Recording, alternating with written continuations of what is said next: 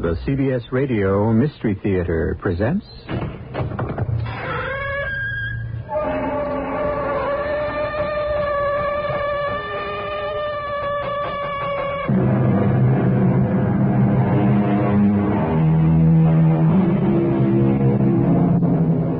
Come in.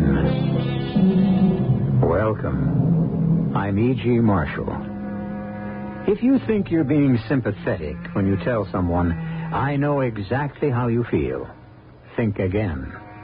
Most people will come right back with, you don't know how I feel. How could you know? I'm different. It's good to express one's individuality, but to insist upon being different can bring about unbearable loneliness. A person can be lost without an alter ego, someone to confide in.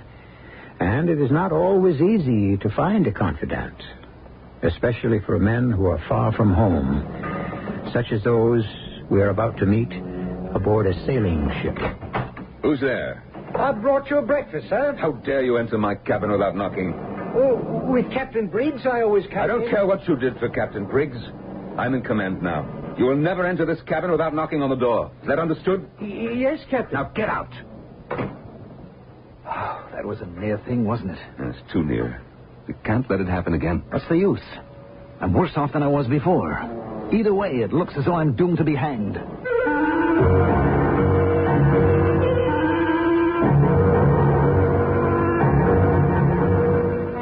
Our mystery drama, The Secret Sharer, is from a story by Joseph Conrad, adapted especially for the Mystery Theater by Elizabeth Pennell, and stars Norman Rose and Mandel Kramer. It is sponsored in part by Buick Motor Division and Anheuser-Busch Incorporated, Brewers of Budweiser. I'll be back shortly with Act One.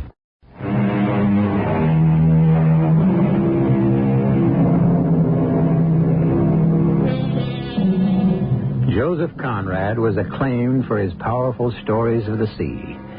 Born in Poland, a tragic childhood included exile to Russia with his parents, who died there.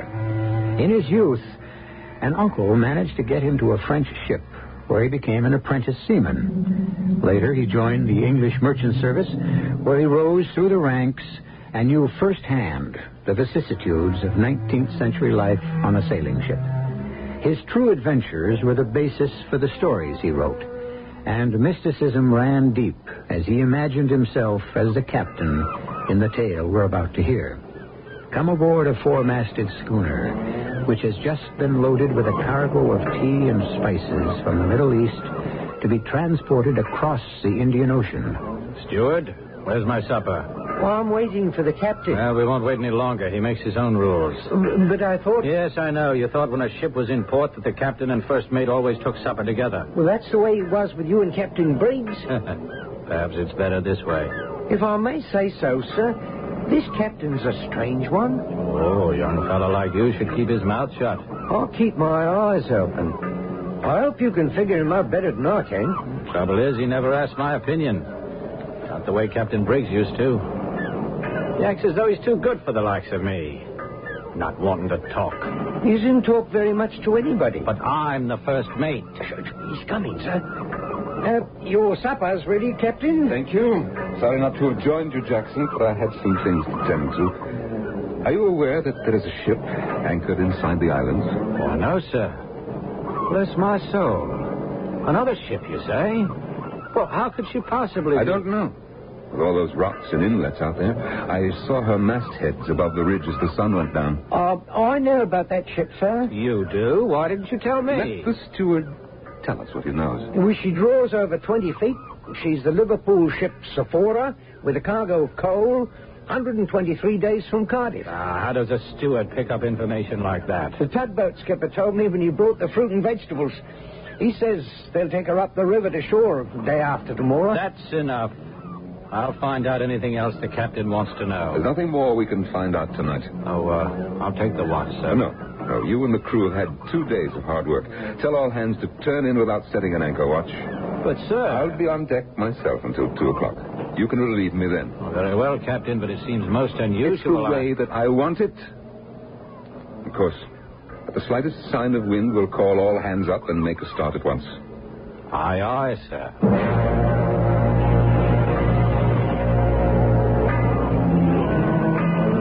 It was good to be alone on deck, away from the chatter of that dim-witted first mate. The riding light on the fore-rigging burned with a clear, somehow symbolic flame in the mysterious shades of night.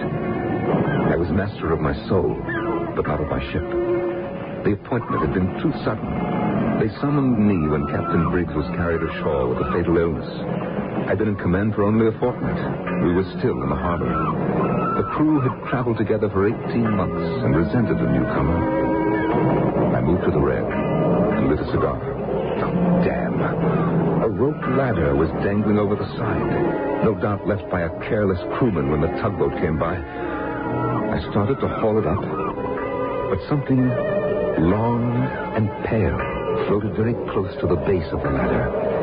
In a faint flash of phosphorescent light, I saw the naked body of a man. Oh, a pair of feet, long legs, a broad, livid back, immersed up to the neck in a greenish, cadaverous glow. One hand clutched the bottom rung of the ladder, complete, except for the head. A headless corpse. There was a splash.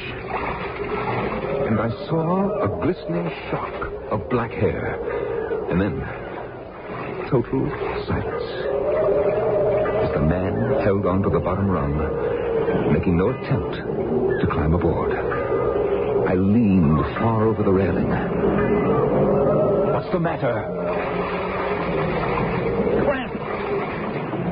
No need to call anyone. I was not going to.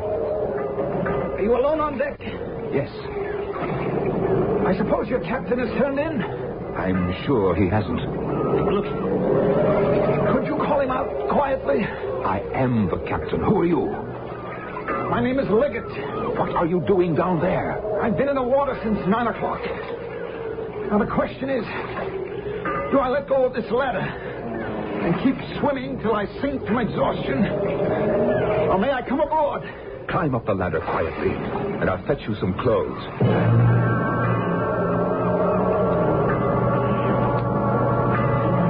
Tell me, Captain. Keep your voice down. No reason to summon the crew. Here. Put this on. You must have been expecting me. These pajamas are just my size. They're mine. Now, tell me what you're up to. Well, it's an ugly business. There's a ship over there about a mile away. I'm aware of that. The Sephora. Yes. I'm the mate of the Sephora. At least I was. I can only assume that something's gone wrong. Very wrong. I've killed a man. What? You deliberately took a man's life? I didn't deliberately do anything. And to call him a man would be... Now, calm down. If you cause a commotion, I'll have you put in irons. Well, it's obvious that I'm at your mercy. I have little use for a man who gives way to fits of anger. As do I. Anyone trained at Conway learns how to curb a temper. You are a Conway boy? Yes. Well, I learned discipline at Conway, too. Although it must have been several years before your time. Then you know. I know that murder is a very serious charge. Now, you'd better tell me your story from the beginning. Our creaking old ship was caught in the teeth of a devouring gale. A hurricane tore the canvas and howled like 1,000 fiends. Hold on the sheets before the mainsail's start away! They'll have to haul in more than the mainsail, Captain. The mast should be bare as posts in a sea like this. You there! Tend to the shrouds! Captain, the foresail. We'll have to reef it or she'll keel over for sure. The sea's gone mad! Every man for himself! We're lost! There's never been such a sea! Sailor, give me a hand. I'm not going out there in a wind like this. Do as I say. Grab hold of this halyard. No, there's a bigger one coming. A wave a mile high. All hands to the rigging! I repeat, all hands to the rigging! Don't let go until we make it fast. You heard the captain? Hold! Damn you, I ought to put this rope around your neck. Now that it's Tight! I'll take care of you in my bare hands. Here she comes. Look out! You down below! Look out! Hang on, everybody! Hang on!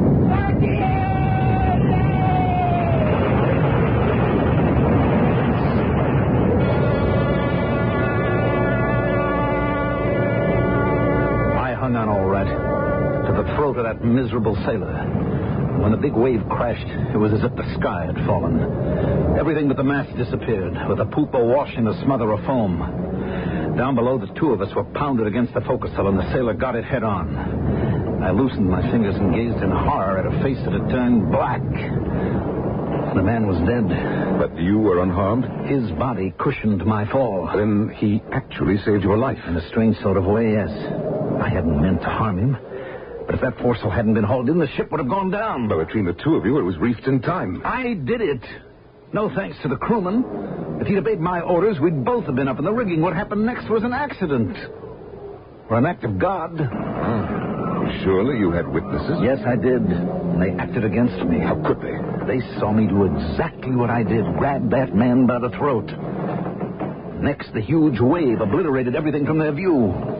I'm not sure that I believe your story. After that one terrible crash, the sea subsided. The men scrambled down from their perches and gathered round to stare at the body. Where was the captain? Oh, he was there, passing judgment in front of the whole crew before I even had a chance to speak. Mr. Leggett, you've killed a man. You can no longer act as chief mate of this ship. He was quite alive when the wave struck, sir. I saw it all. It was murder. We could both have been killed.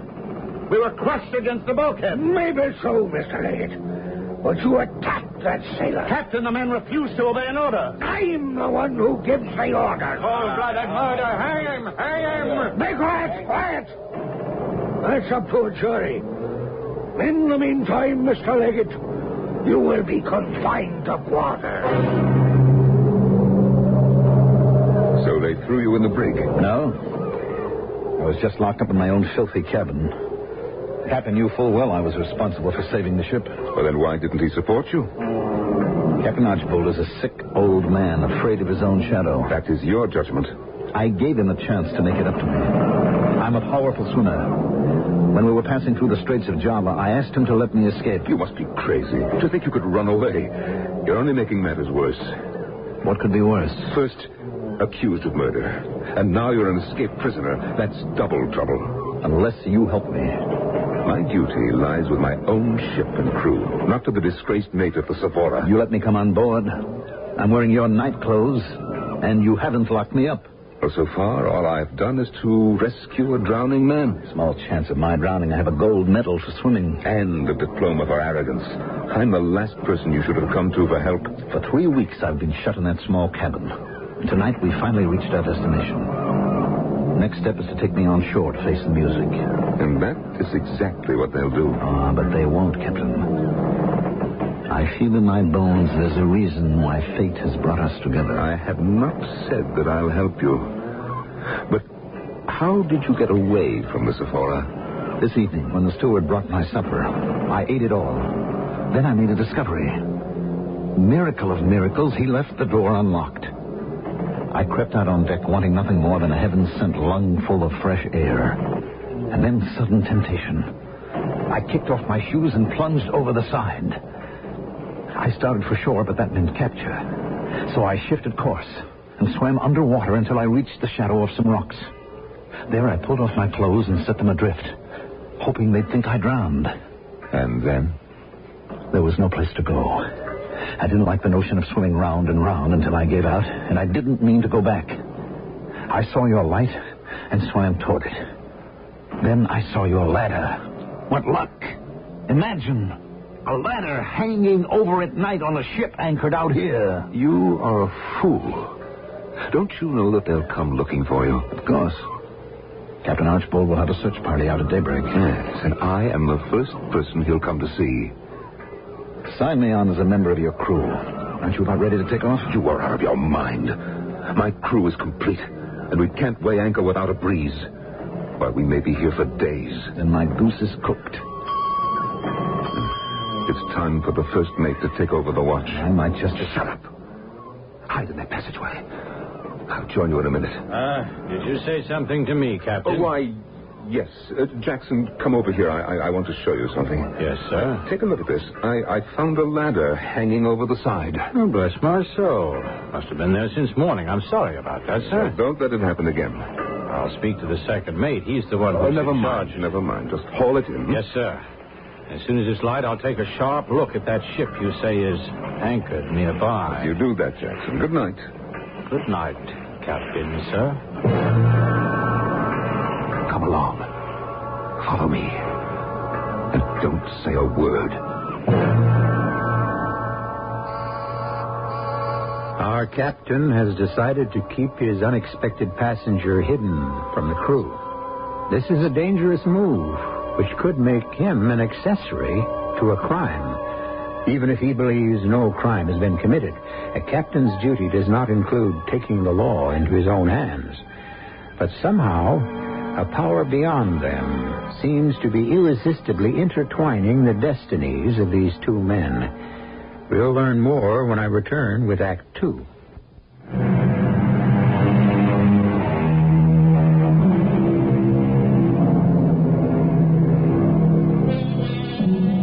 In the middle of the night, a man has emerged from the sea.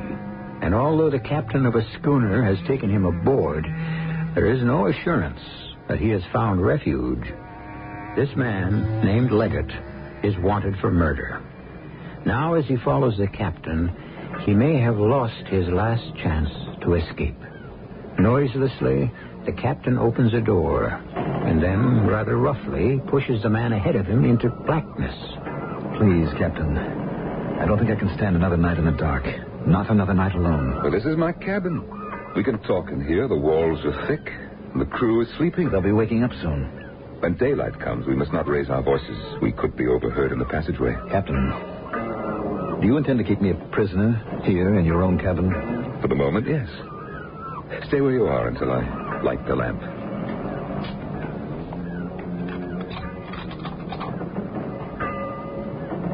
Say, I've never seen a cabin like this.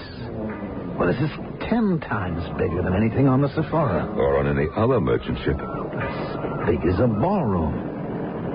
And certainly no place to hide. The perfect place to hide. Observe that the cabin is shaped like an L. But everything is so open. Even this large closet. Well, note how it's placed.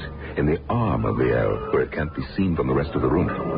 Not bad. Oh, you haven't seen the best. A bathroom. I don't know how many ships you've sailed on, but where did you ever see a tub like this? Why, it's marble. It's the whimsy of a former captain. Made in Greece. I could fall asleep in there right now. Neither of us has had any sleep. Climb into my bed and I'll rest on the couch.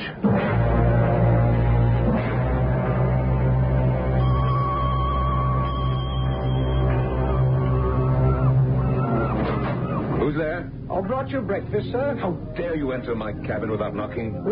Captain Briggs always permitted me to... I don't care what you did for Captain Briggs. From now on, you will never enter this cabin without knocking. Is that understood? Yes, Captain. Get out. That was a near thing, wasn't it? It's not for you, hidden behind those curtains. But within moments, the word will be all over the ship that I was found sleeping fully clothed on the couch. You can do what you want. You're the captain. Well, this is my first command. When I bark at the crew, it's because I don't know what else to do. And you don't know what to do with me, do you? And you have made everything much more complicated. Here, you can finish my breakfast. I'm going on deck. The steward will find me when he comes to get the breakfast things. He will, unless you find a better place to hide. Your bathroom, of course. The towels are changed every day. Then what am I to do? I've got to leave you to your own devices. There's still the closet. In back of the clothes or behind the chest.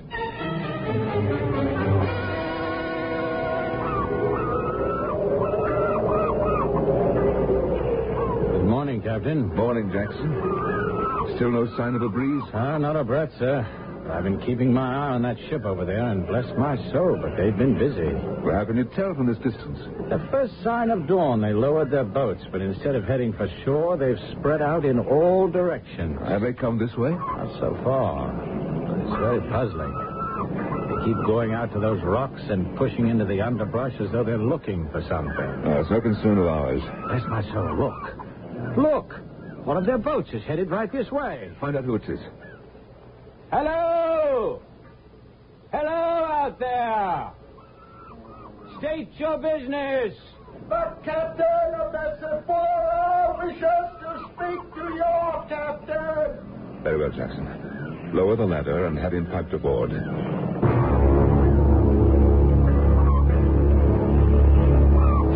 Archbold of the Sephora. Welcome aboard, sir. You are captain of the ship? At your service. I would have expected a much older man. Well, unfortunately, my predecessor, Captain Briggs, is dead. Oh, yes. Captain Briggs. I've heard about this ship. One of the prides of the fleet. And I'm honored to meet you, sir. You honor us with your visit. Though I must warn you, Captain, that we are ready to move at the slightest suspicion of wind. Be grateful that the elements are kind. The storm we've been through is enough to sink a battalion of ships. We were saved by God's mercy. Is there something I can do for you, sir? Take me to your quarters where we can speak privately.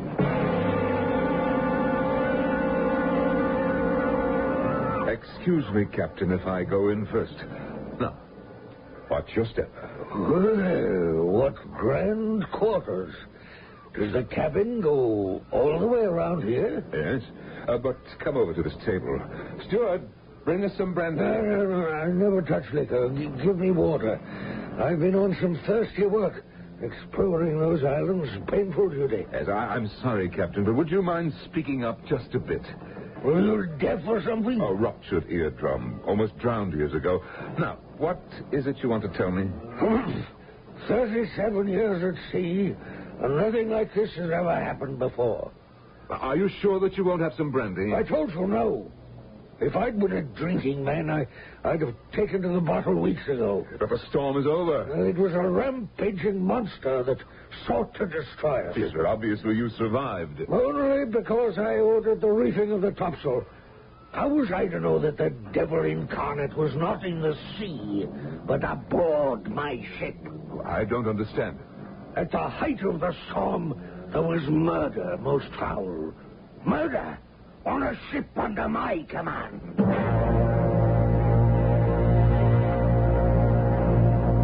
Strangled him, he did. In cold blood. You said that a wave crashed over your deck.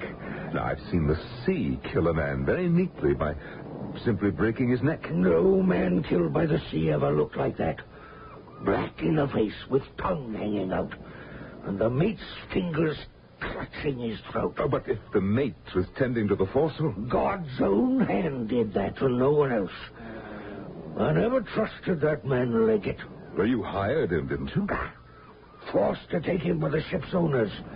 Smart he was, but different. A fancy talker. Well, Captain, what's over and done with? Well, it's on my shoulders. I'll be blamed. For what? But you've safely delivered ship and cargo. But the murderer escaped. How can I bring him to justice? You've searched all the islands? To no avail. I can no longer put off going ashore. It'll have to be a report of suicide. Beg pardon? Suicide. That's the way I'll write it up. Unless, of course, you manage to recover the man before tomorrow. Only we can spend no more time looking for the body. I must get back. Captain, on a ship like this, you don't suppose there's any chance that... Well, come along. I'll show you every nook and cranny.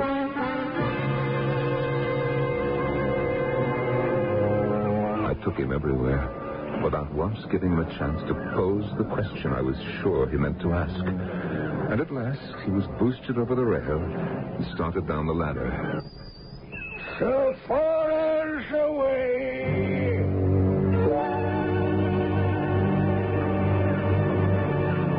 Sir, we've heard a most extraordinary story from the crewman with that captain. Yes, I'm sure you have. A horrible affair, isn't it? Yes, it is. These fellows had some idea the man was hidden aboard our ship. Did you ever hear of such a thing? No, it's preposterous. They said there's a price on his head, a reward for turning him in, and punishment for anyone withholding information. Oh, naturally. Tell the steward I'll be in my cabin and must not be disturbed. I'll see you at dinner. Leggett, thank the Lord it's you. I'm so cramped from that closet I can hardly move. Why didn't you turn me over to Archbold? You meant to, didn't you? That was never my intention. Didn't I get him to speak up loud enough for you to catch our whole conversation? Everything. Especially when you said I could be captured alive. What better way to throw him off the scent? Had he asked me straight out if I had seen you, I could not have lied. I'll be damned. But if you lied to me, I admitted the man was dead and my hand was around his throat. You also said you gave the order to reef the topsail. I swear I did. Archibald may think he gave the order, but he never did. He stood there and whimpered about our last hope. Whimpered. With the sea gone mad like the end of the world. Something had to be done. Someone's coming. Captain, sorry to disturb you, sir, but I think there's enough wind to get underway. Call up all hands. I'll be on deck as soon as possible.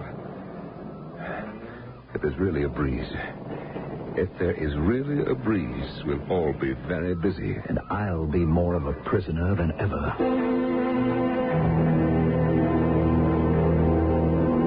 Steward, where are you going?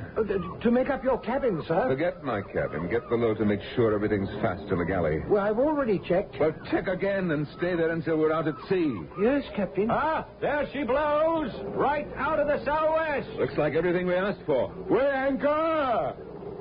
Oh, she's a beauty. Unfurl the top mainsail. Hard to starboard.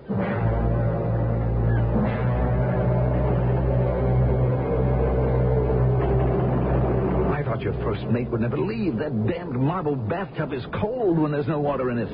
At least it's better than the closet. Oh, I hid there, too, when the steward came in. I told him not to come here until we were out to sea. From now on, it will be much more difficult. Captain, I cannot survive like this. Didn't you find those canned goods stashed in the closet? Oh, I've enough to eat. But I can't go on. I've had more than I can stand. I know now why you're protecting me. You're so smart. Tell me why. We are both Conway boys. Plenty of men are trained for the sea at Conway. Yes, but they're all in the Royal Navy.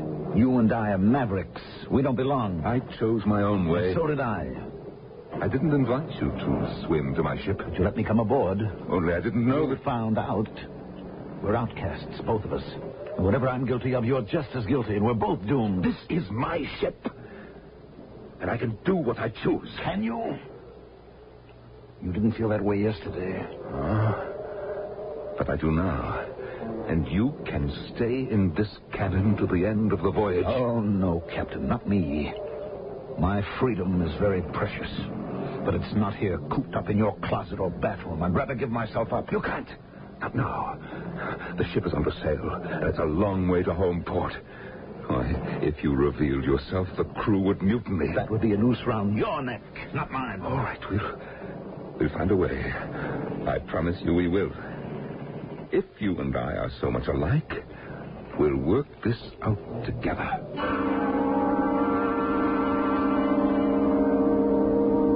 Now, here's a provocative situation.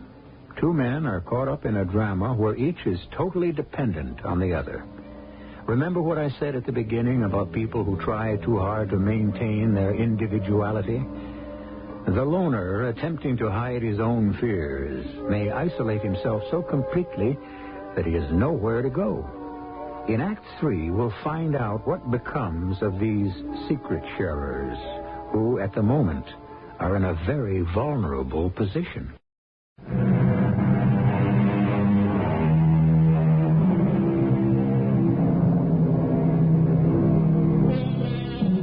For the next 4 days, the captain was a happy man, dangerously happy.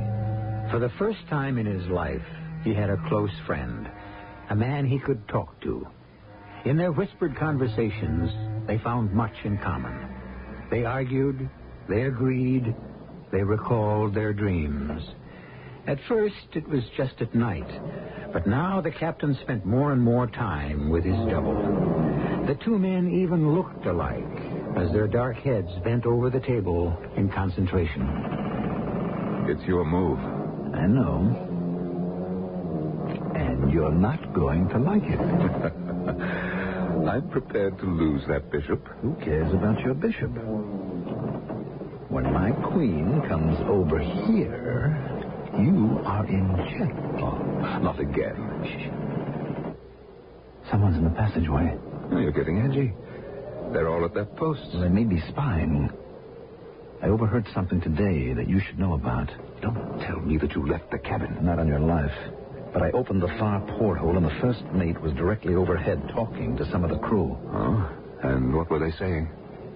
Old Bless My Soul tried to reassure them that you are in good health. I never felt better in my life. They asked if you caught the sickness from Captain Briggs. Why, that's outrageous. And what did Jackson tell them? He said you're a thinker. He'd seen all your books, and that was the reason you spent so much time in your cabin. Bless my soul. Shh. Get away. Someone is coming. Yes, what is it? The steward, sir. What do you want? I have your jacket, Captain. You left it by the binnacle. Oh, thank you. I'll take it. Oh, it is just been pressed. I'll hang it up in your closet.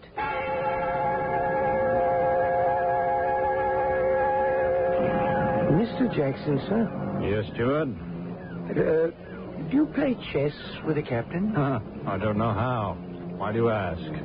Well, when I was in his cabin just now, there was this chessboard with all the pieces set up as if... Well, I've heard that it's a game people can play alone. I could have sworn there was another chair. And two glasses on the table. I'm relieved to know that's what the captain's doing instead of lying sick in bed. But he is sick, Mr. Jackson. All I did was hang up his coat in the closet, and he stood there all pale and trembling as if he'd seen a ghost. Well, take a look at him now. Striding across the deck. Jackson, I want a word with you. Yes, Captain? Do you recall our plan for going through the Straits? Well, I know how Captain Briggs would do it, sir. No, what we talked about yesterday. Yesterday, Captain? Yes, when I showed you the chart. Begging your pardon, sir. But you did not show me any chart. And then I remembered it was you who studied the chart. I've been over it all again. And the place for me to be marooned is an island off Quintano. Marooned? Oh, you've been reading Daniel Defoe. Remember, I've been drowned. It would never do for me to come to life again. Only you're very much alive. I was brought up on the Bible. And I've been driven off the face of the earth. As I came at night, so shall I go. It's impossible. You can't. Not naked like a soul on the day of judgment, dressed in your sleeping suit. And I am a swimmer. The last day is not yet. I must leave tonight. It can't be done. At least not until tomorrow night. I knew you'd understand. But the ship is on the offshore tack, and the wind may fail us. No, we're still much too far out at sea. I'll manage. Not without my help. I'm counting on that.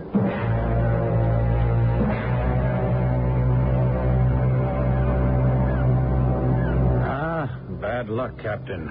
The wind has died down. So I see. In my experience, sir, we may be becalmed for quite some time. May I reassign the crew? Give them shifts for relief in this oppressive heat. You should all have white hats, like mine. I got it in Rangoon. It's most unusual, sir. I'll be off to tell the men... Jackson, one moment. Be ready to call all hands on deck when we change our course. Well, I will, sir, but I see no signs that there'll be any change in the weather. We're not doing well in the middle of the Gulf. Now, tonight, I'm going to look for the land breezes. Captain, bless my soul. We can scarce do that in the dark with all those islands and reefs and shoals. But on this coast, any regular land breeze will be inshore. Now, we must get close to find it. Impossible to get close, Captain. It can't be done with the currents from the Straits. You will follow my orders as I give them. Now, right now, send a couple of hands to open the 2 quarterdeck ports. Open the quarterdeck ports, Captain. What for? Because I tell you to do so. Have them opened wide and fastened properly.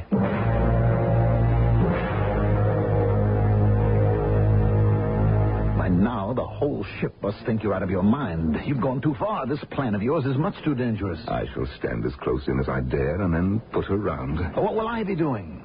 Presently, I'll smuggle you out of here into the sail locker where there's an opening. A sort of square for hauling the sails out. And it is never closed. Someone is sure to see me. Just before tacking, when the ship is dead still, you'll have a clear road to slip overboard through the open quarterdeck port. Now, use a rope's end to lower yourself into the water so there'll be no splash. Promise me not to go too close to shore. You talked to me about duty. Now you're risking ship and crew. Yes. Oh, here. Take these sovereigns. What? I have 6. 3 for you and 3 for me. What would a swimmer do with... You never know what you need. Now, here. Tied in this handkerchief. They can be fastened to your belt.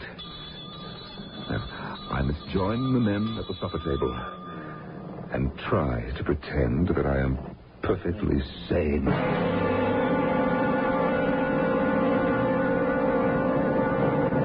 You're bareheaded. With the sun beating down, you need something to cover your head. I need to get my head under water, and the sooner the better. I mean when you get to shore.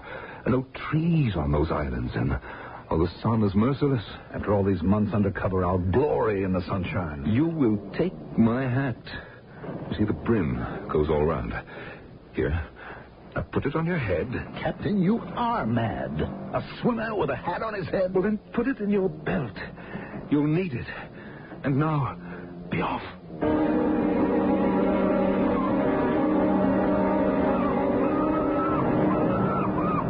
We're drawing in fast, Captain. The land is close. I've never seen that hill of Koh Ring before, not without the glass. Keep a good full ahead. You're going on. Straight on, that full. But, Captain, The sir. helmsman heard me. Straight on, that full. Merciful heavens, we're about to go aground. Captain's gone mad. He must be stopped. Call the second mate. Steady as she goes. I can barely see the sail. We're sailing straight into the jaws of hell. Jackson, turn up all hands. Where are we? We're lost. Be quiet. Follow me here. Looking for the land wind. Oh, I knew it would end like this. Are we done for, sir? We're too close to shore to come about. She'll drift ashore before she's come around. Shore already. Ready now. Ready to come about. She won't make it. We're too close. Go forward, Jackson, and tend to the head sheets. Shake them out. Helmsman, hard alee. Swing the mainyard. But, Captain, that rock will get us broadside. Better to crash the prow head on. Had we come too close, our fate hung in the balance as the black mass of land loomed over the afterdeck. My ship and I were new to one another. It was too soon for the ultimate test. So far, she responded to the helmsman's lightest touch. But now, she came about, shuddered once, and then all was ominously still. If I failed to set the sails, if those menacing rocks seemed but inches from the port side, our course must be set by the tides. But who could tell which way they ran? I could only grope like a blind man. Call for torches on the lee side? No, they might reveal. But I could not think of him. Not now. I had to find out from which direction the breeze would come. I had to. Captain, the men are threatening to jump overboard and slip for shore. Before they make a move, order searching lamps trained down on the water on the lee side. Now hear this. Now hear this. It was deathly still. The water like a pool of ink with no sign of movement. I don't know what you're looking for, Captain. The slightest stirring of the current. When I find out which way it's flowing, we'll set the sails. Can't see a thing in those black waters. Well, look for a piece of driftwood. Not a sign of anything. I can feel it under my feet. The ship is inching us toward shore. Steward, get me a piece of paper and be quick about it. Well, there's no paper up here, Captain. I'd have to go below, and I'm not sure that even then... Oh, she's beginning to yaw. Jackson, stay up here. We must throw something overboard that floats. I'll be down by the taffrail. For the moment, the crew was kept busy with the lights directed toward the shore, while I stared into the void beyond the stern. And there it was. My sign, written clearly in the water. And now I knew exactly what to do. The man at the wheel stood like a statue, and I was near enough not to raise my voice as I confidently gave the next order, shift the helm. He jumped round to the other side and spun the wheel. She's catching the breeze. Let go and hold.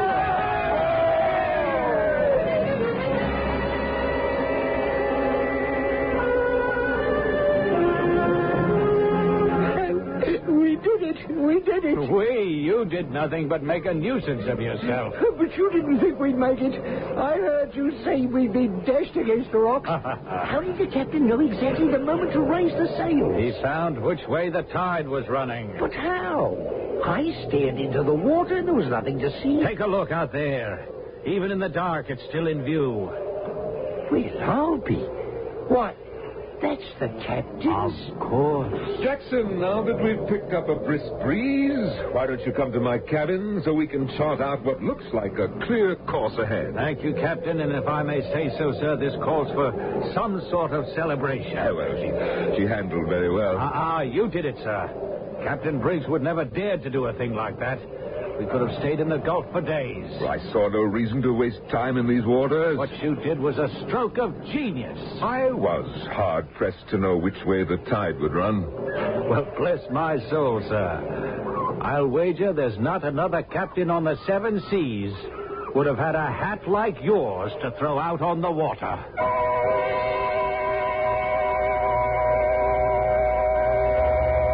Was the secret sharer still wearing that hat? We like to believe, as the captain did, that he was already safe on shore, the floppy sun hat carelessly abandoned as an encumbrance to his freedom. But from that moment forward, the captain was indisputably master of his ship. He had pulled off a dangerous maneuver which gained the respect of every member of his crew. There is a moral to this tale, and we'll consider it in just a moment.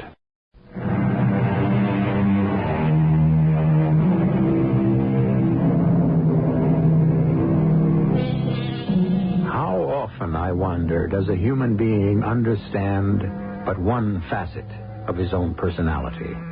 The captain of our story was given a chance to examine the other half of himself, the part that wanted to run away.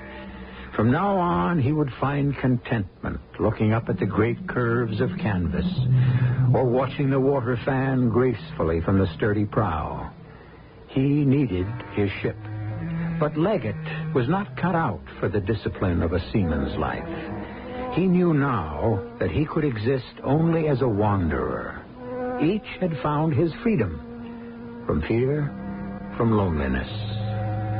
Our cast included Norman Rose, Mandel Kramer, William Redfield, and Court Benson. The entire production was under the direction of Hyman Brown. Radio Mystery Theater was sponsored in part by True Value Hardware Stores. This is E.G. Marshall inviting you to return to our Mystery Theater for another adventure in the macabre. Until next time, pleasant dreams.